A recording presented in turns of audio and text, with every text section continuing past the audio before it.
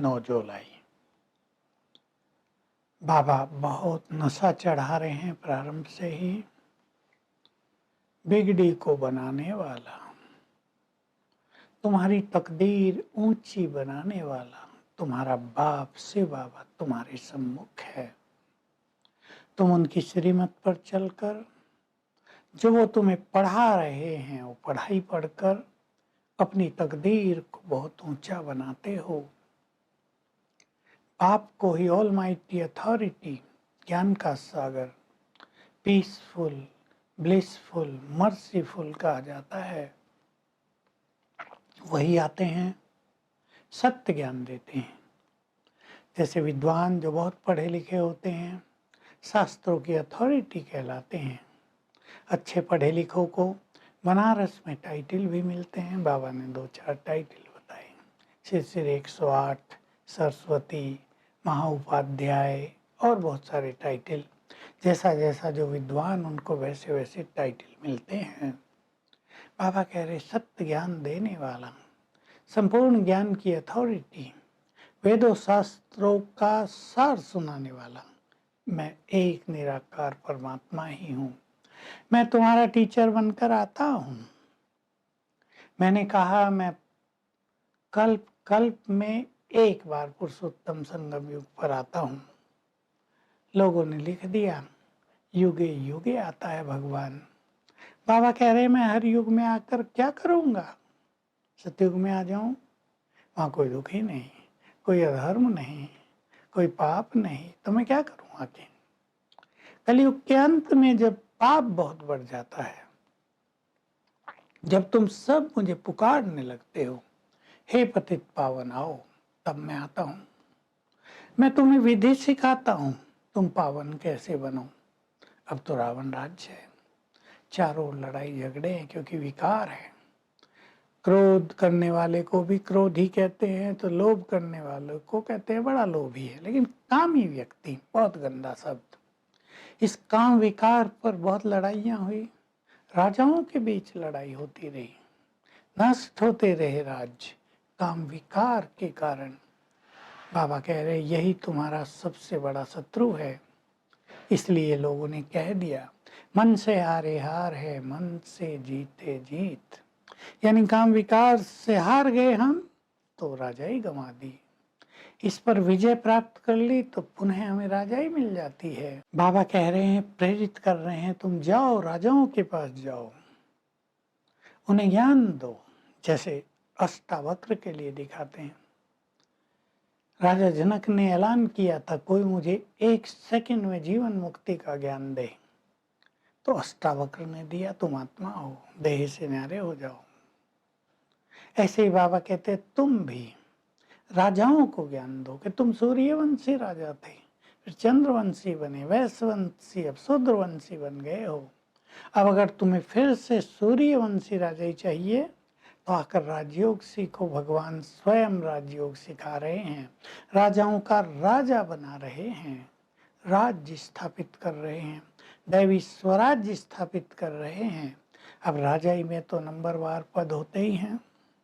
तुम जो चाहे बनो, विश्व महाराजन बनो, राजन बनो, प्रजा बनो, दास दासी बनो, अनेक पद तो वहाँ होंगे।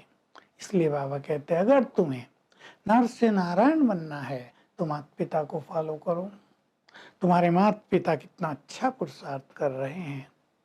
मामा और बाबा ज्ञान का चिंतन करते हैं, स्वदर्शन चक्रधारी बने हैं, योग युक्त रहते हैं, सबको सुख देते हैं। तुम भी वैसा ही करो तो तुम भी राजा रानी बन जाओगे। पढ़ाई पे बहुत ध्यान देना है। पढ़ाई से बाबा हमारी तकदीर ऊंची बना रहे हैं। सबसे ऊंची तकदीर है विश्व महाराजन बनना। रावण ने तुम्हारी तकदीर बिगाड़ दी है। अब तुम्हारी बिगड़ी हुई तकदीर को श्रेष्ठ बनाने के लिए मैं भोलानाथ आ गया हूँ तुम्हारे सामने। तुम बहुत खुश नसीब हो, बहुत भाग्यवान हो, अपने भाग्य को देखकर खुश रहो। फिर बाबा की दूसरी पॉइंट चली, ये तुम्हारी योग तपस्या की भट्टी है। जैसे इसका एक कायदा है, कि इसमें तुम्हारी बुद्धि इधर उधर नहीं भटकनी चाहिए। कई बच्चों की भटकती है, उबासी लेते हैं, जवाई लेते हैं, नींद करते रहते हैं। बाबा समझते हैं इनकी समझ में कुछ नहीं आया है, इनका क्या पद होगा।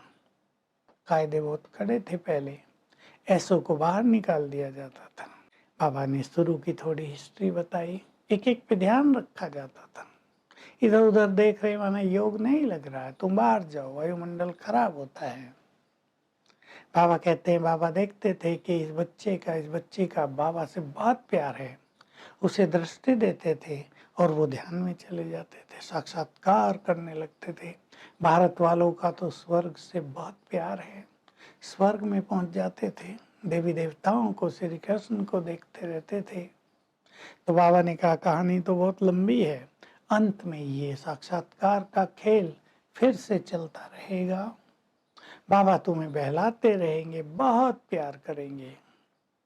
तो हमें विचार करना है कि जब हम योग में बैठें, हमारी बुद्धि इधर उधर न भटके और हम अपनी तकदीर को श्रेष्ठ बना लें।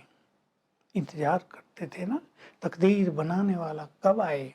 अब मिल गया है, हमें आ गया है, विधि बता रहा है, तो पूरी तरह उसको अपना कर हम अपनी तकदीर को ऐसा बना लेंगे। 84 जन्म 4 युग हम तकदीरवान बनकर रहें और बुद्धि हमारी भटके नहीं।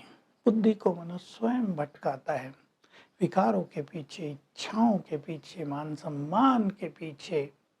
अनेक कारण हैं मन बुद्धि के भटकने के, लेकिन जो ज्ञानी हैं उन्हें अपने मन बुद्धि को शिव बाबा पर एकाग्र करना चाहिए। तो यहीं पर ईश्वरीय सुख प्राप्त होगा, परम सुख प्राप्त होगा।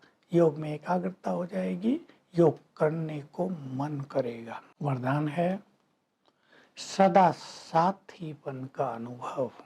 भगवान साथी है और साक्षीपन की स्थिति बनाने वाले, दोनों स्थिति बहुत बड़ी हैं। शिव शक्ति स्वरूप भव। तो जैसे आत्मा और शरीर कंबाइंड है, पूरा कल्प ये अलग नहीं होते, वैसे ही तुम्हें स्मृति रहे मैं शिव शक्ति भी शिव से कंबाइंड हूँ। तो ऐसा अनुभव होगा जैसे साकार में कोई साथ रहता है, शिव बाबा हमारे साथ है और तब हम इस खेल को साक्षी होकर भी देखते रहेंगे। इसको कहते हैं शिव और शक्ति का कंबाइंड रूप। स्लोगन है निर्विघ्न। और एक रस स्थिति बनाने के लिए चाहिए मन बुद्धि की एकाग्रता। आज का अभ्यास रहेगा, हम अपनी श्रेष्ठ तकदीर को सामने देखेंगे, श्री लक्ष्मी नारायण, और एकाग्रता का बहुत अभ्यास करेंगे। 2 अभ्यास करेंगे।